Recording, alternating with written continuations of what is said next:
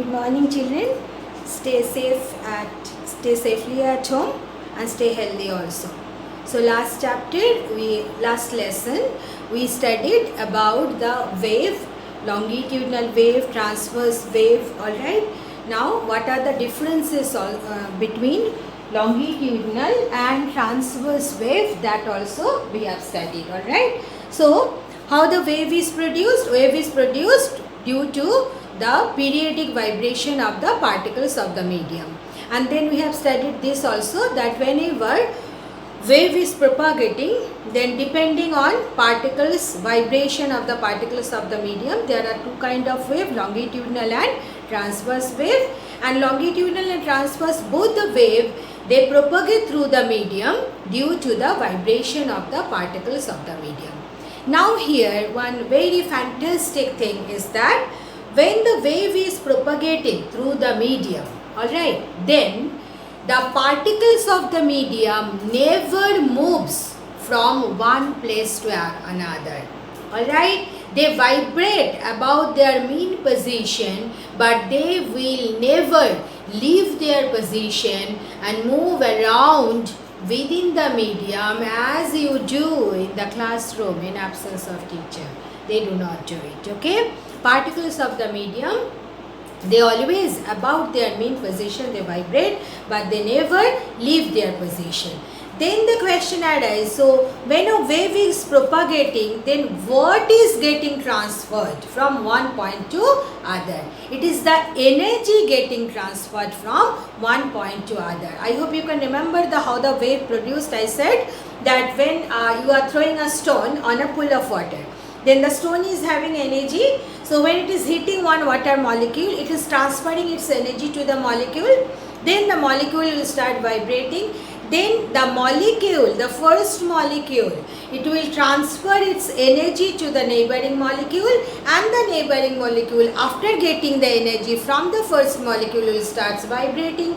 Again the molecules, they will share their energy with the neighboring molecule. This is the way they share their energies, alright. So which physical quantity gets transferred from one point to another when a wave is propagating through the medium?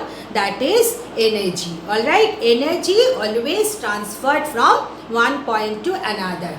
But material, it does not transfer from one point to another. Alright, you must remember it. Okay. And another point,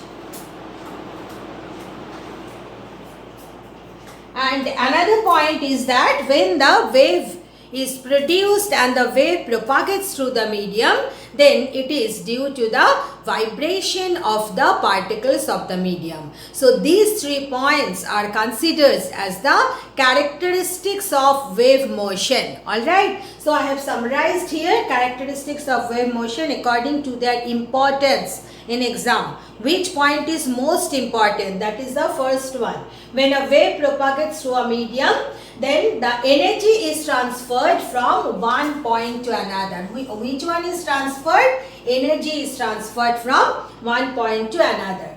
Another point you have to remember, material is not transferred from one point to other when a wave propagates through the medium. And a wave is produced and propagated through a medium due to periodic vibrations of the particles of the medium about their mean position. Now for this one, that energy is getting transferred, material is not transferred, a simple experiment you can do.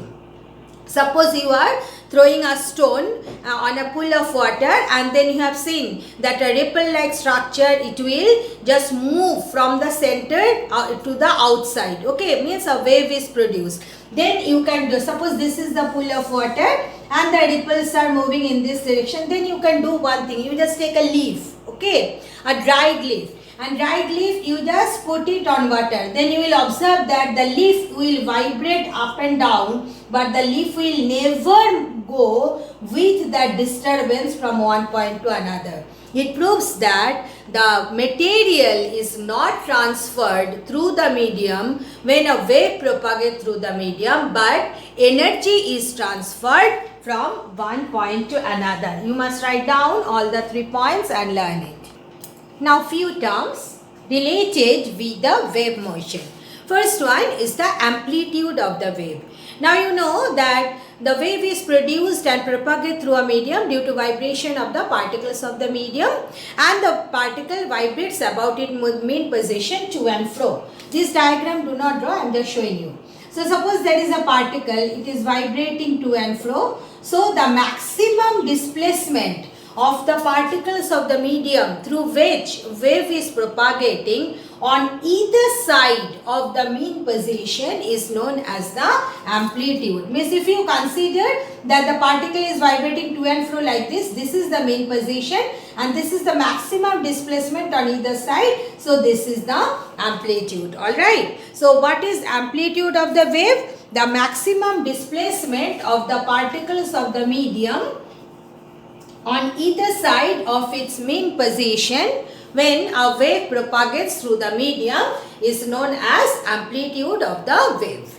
Then next one is time period of the wave. Time period we denote it by big T. Time period is very simple. It is the time needed by the particle of the medium to complete its one vibration is known as the time period. Alright. Then next important term is frequency. We denote it by F, small f. Frequency is the number of complete vibration the particles of the medium can make in 1 second. That is known as the frequency of the wave. Now remember that number of complete vibration the particle can make in 1 second is equal to also number of wave passing, complete wave passing through a point. These two are same. Now regarding frequency, there are few points. You must note it down and you must learn it. That is, the first point is frequency of a wave is equal to the frequency of vibration of its source. Alright, you know the wave is produced due to vibration of the source. Now frequency of vibration of the source and frequency of a wave, these two are equal to each other. There are few other points also related with frequency. Now regarding frequency, another very important point you have to understand, that is frequency is the characteristics of the source whose vibration is producing the wave. Alright, frequency never depends on the amplitude of the wave. Frequency never depends on the nature of the medium. Alright, so frequency is the characteristics of the source. Alright, this is very important concept, and due to this fact, what happened when a wave changes the medium? So just consider, sound is a wave. Now sound is moving from air to water. So it has changed the medium. What was the first medium? Air. Now it is moving through water. Then what will happen? Frequency of the sound wave will remain the same. Alright, it means that as frequency is the characteristics of the source, so frequency is the quantity which remains same when a wave changes the medium and passes from one medium to another medium. Alright, very important concept in science, and you must remember it and retain the knowledge. What I said, frequency as it is the characteristics of the source. So when a wave is changing the medium, it is not changing the source, it is changing the medium.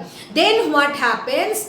The frequency of the wave remains the same. Frequency is the only quantity which remains the same for a wave when the wave changes the medium. Alright. Then next very important term is wavelength. Wavelength is denoted by Greek letter lambda. Lambda. Okay. This is the way we write. Lambda we write like this. You see here. This way we will write, and then this is the way we write lambda. Okay. Now lambda, as I said, Greek letter. To denote wavelength we use lambda. Now what is wavelength? That you have to understand. Very important quantity in this chapter, in science rather. Wavelength one can define in different manner. So I am giving you the definition first as it is given in your book, that wavelength is the distance travelled by the wave during one time period of vibration of the particles of the medium. So suppose vibration of the particles of the medium is T, big T. So in T second, distance traveled by the wave is equal to wavelength. Alright. And wavelength also defined, as those who are interested and will continue in science, this definition you must write down yourself in your notebook. Okay, verbally I am saying, I have not written that.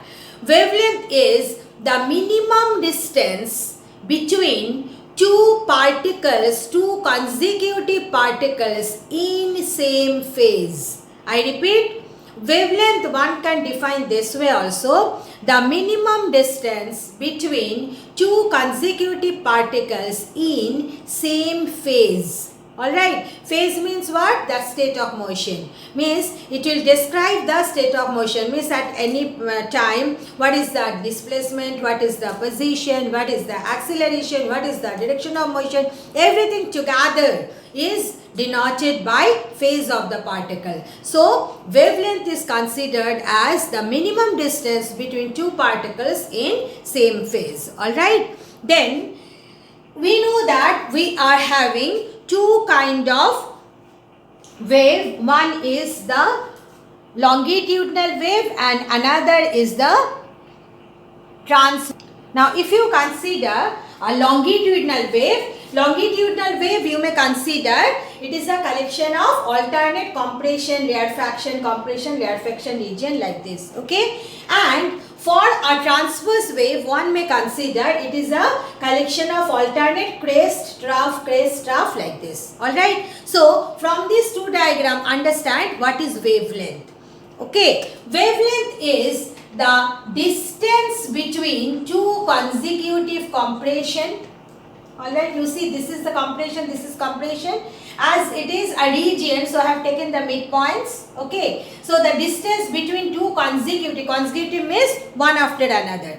Two consecutive compression, or you may consider it is the distance between two consecutive rarefaction, or you may consider it is the total length of one compression and one rarefaction region. Alright, so that only I have written here. For longitudinal wave, wavelength is equal to distance between two consecutive compression or distance between two consecutive rarefaction. This is the distance between two consecutive rarefaction, or one may consider total length of one compression and one rarefaction region. Alright, so exactly in the same manner for transverse wave, it is the distance between two consecutive trough or the distance between two consecutive crest or the total length of one crest and one trough together. Alright, so here you can write for transverse wave. So for transverse wave, you can write that wavelength is distance between two consecutive crest here, two consecutive trough, or total length of one crest and one trough together. Alright. So for your convenience, better understanding, you can draw these two diagrams also. Alright, but if the question comes, write down the definition of wavelength in exam, then you don't have to draw the diagram. I have given you the diagram so that you can understand it in better way. So this is the concept of wavelength, which is very, very important in physics. The next topic is wave velocity. Next term is wave velocity. So just wave velocity and velocity of anything is same only. Velocity, what do we know? Distance traveled in 1 second, isn't it? So as it is wave velocity, so you can say distance traveled by a wave in 1 second is called its velocity or wave velocity. Wave velocity is denoted by V. Alright, now we will find out the relation between V lambda T and F frequency. Alright, so before that we will find out the relation between T and F. Okay, very simple one. So if you consider time period of a wave is T, alright, what does it mean? In T second, one wave is produced. Alright. So you can write in t second number of waves produced. How much? 1. That is the definition. Time period is what? The time during which one complete wave is produced. So, if time period is t second, what does it mean? In t second, number of waves produced is 1. So, you see, in 1 second, alright, how many waves will be produced? If you apply the concept of unitary method, it will be 1 by t. Alright, now you know number of waves produced in 1 second is known as the frequency. Alright, so one can write frequency is equal to 1 upon time period. Very important relation. Frequency is equal to 1 upon time period. So you see, one can write time period is equal to 1 upon frequency. Alright. Therefore, SI unit of frequency, alright, already we have done it. SI unit of frequency, one can write per second, or you can write after the name of the physicist Hertz, H, Z, big H and small z. Okay, so SI unit of frequency per second, second to the power minus 1. How it is coming? Frequency is 1 upon time period is second. So it is coming second to the power minus 1 or hertz. Alright, now come to the relation between lambda and t. What is the definition? According to the definition of wavelength and time period is the time during which one complete wave is produced. Alright. And what is the length of one complete wave? That is lambda. Isn't it? We have got from that one. From the definition of wavelength only we have got. So, you can write that lambda meter distance travelled by a wave in t second. Isn't it? Lambda meter distance is travelled by a wave in t second. Alright. So, you just write down in opposite manner. In t second, distance travelled by a wave is equal to lambda meter. Alright. So, you see, in 1 second, how much is the distance travelled? It will be lambda by t. Isn't it? And you know, distance travelled in 1 second, that is known as velocity. So, what are you getting? Velocity is equal to lambda by t. Again, 1 upon t is equal to f. So, velocity is equal to lambda into f. Very important relation. You may have to apply it for solving the numerical. And sometimes this derivation come in exam also. Find out, establish the relation between V, lambda and T. Then only these two lines you have to write. And what is the relation you have got ultimately? Either one can write V is equal to lambda by T, or you can write V is equal to lambda into F. Alright, means velocity is equal to wavelength and product of wavelength and frequency of the wave. Now next topic is displacement time graph. Alright. Now whenever you know we plot a graph, then the independent quantity we plot along x-axis. So we have plotted time here, and the dependent quantity displacement we have to plot along y-axis. So displacement is plotted along y-axis. Now the question arises, whose displacement? Alright. Now displacement of one particle of the medium at different time. Alright. Whose displacements? I said displacement of one particle of the medium at different time.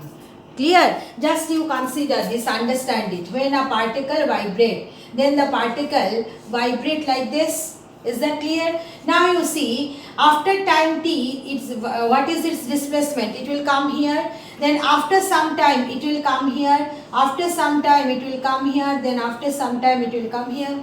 So you see, and if you consider the displacement of the same particle at different time, then it is increasing.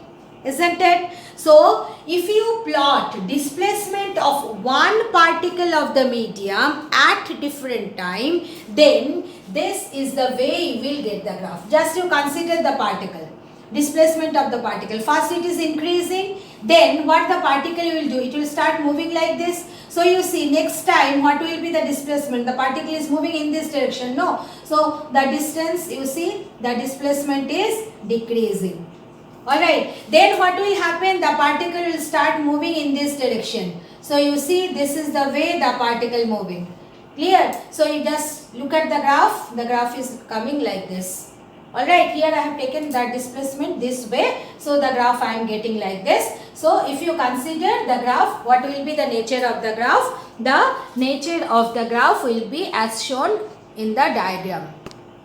Now when you will draw the diagram, please take care. Here I have drawn on a whiteboard. So you will draw on the ruled page. Then you will have this kind of ruled pages. No. So when you will draw the graph, either you take one ruled line below and above, or two ruled line. Okay. If you take two ruled line, then you see when you will cover like this, then what will happen? Height of each curve will be the same. In this case, the way I have drawn, the height is not coming same. Okay, but please you take care. When you will draw in the this notebook, it will be ruled line. So take the help of the ruled line and maintain the same height.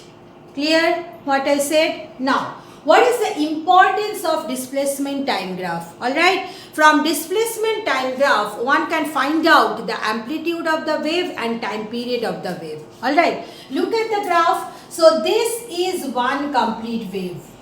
Alright, this is one complete wave. So the time taken by the wave to complete one vibration or to produce one wave is time period. So you see, this point correspond to time period. Alright, so what will be this one? It will be T by 2.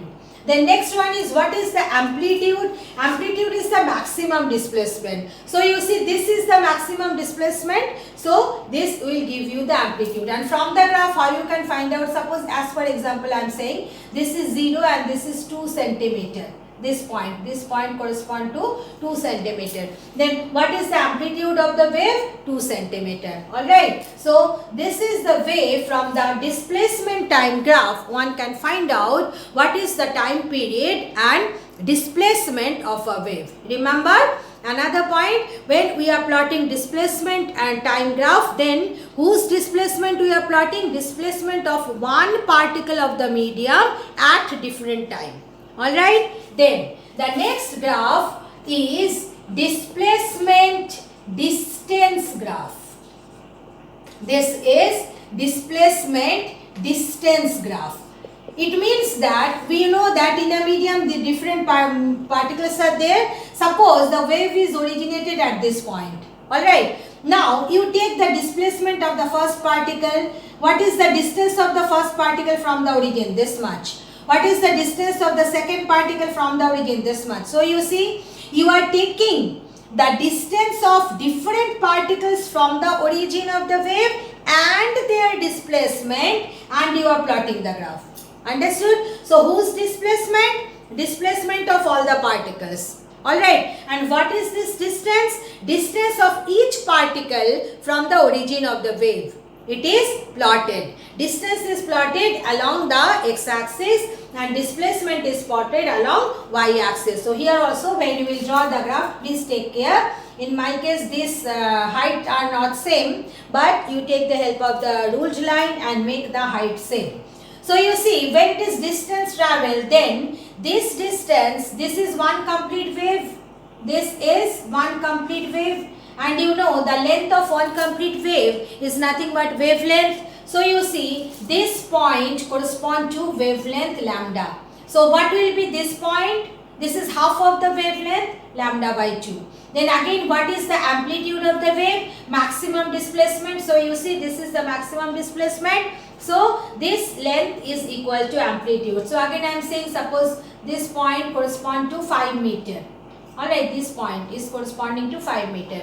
Then what is the amplitude of the wave? Amplitude of the wave is 5 meter. So from displacement distance graph, one can find out the wavelength and displacement, whereas from displacement time graph, one can find out displacement and time period of a wave. Now we have to know what are the differences between sound and light. We know sound is a wave and light is also a wave. Alright. Now the first point of difference between sound and light is sound is an elastic longitudinal wave. Alright. But light is an electromagnetic wave. Elastic wave is produced due to vibration of the particles of the medium, whereas electromagnetic wave is produced due to an time varying electric field and magnetic field. Alright, so you see, elastic wave and electromagnetic wave, their sources are different. For elastic wave, what is the source? Vibration of the particles of the medium. And for electromagnetic wave, what is the source? One electric field and another magnetic field, and electric and magnetic field, they are perpendicular to each other. Okay, so light is an electromagnetic wave, and as you know, a wave again we can classify into two categories, longitudinal and transverse wave. So sound is an elastic longitudinal wave, whereas light is an electromagnetic transverse wave.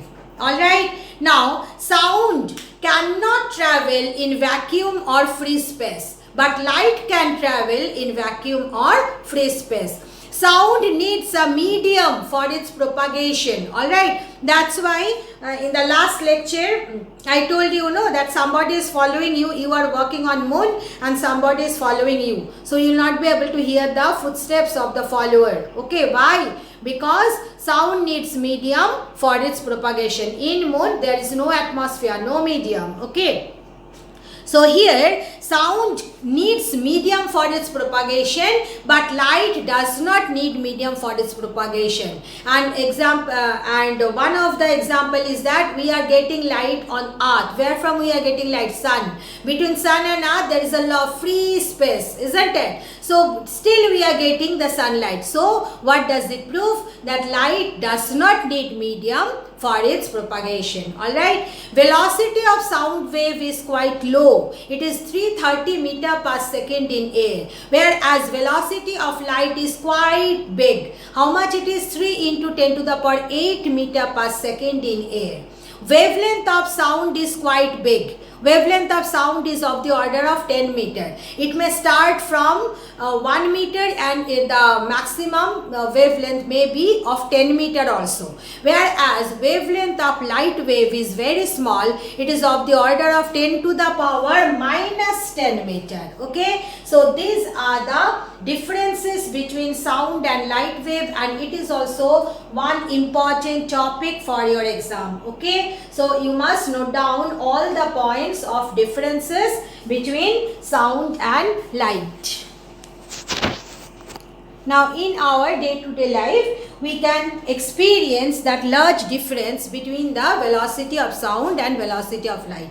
Alright, now it is rainy season, almost every day we are experiencing that, isn't it? We know that lightning and thunder, these two takes place at the same time, alright? But we can see the lightning first, and then after some time, after a delay of time, we can hear the sound of thunder, alright? Why it is so? Because velocity of light is much greater than velocity of sound, alright? Lightning and thunder both are taking place on the sky, isn't it? So as the speed at the same time, lightning and thunder taking place, but as light, it takes velocity is very high, so it takes very less time to reach to us. Okay, but sound, the velocity is less, so it take more time to reach to us. All right, so that is the reason that why, although lightning and thunder takes place at the same time, but we see the lightning first and then we hear the sound of thunder. All right,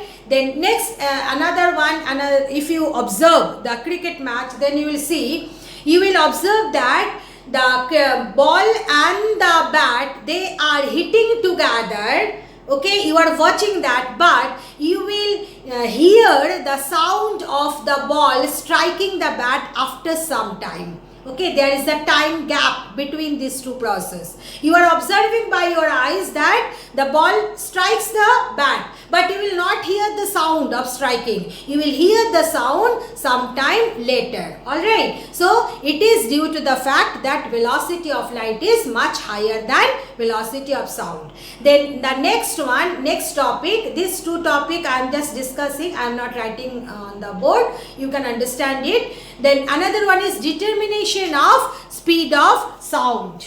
Alright, determination of speed of sound in the next lecture I am discussing.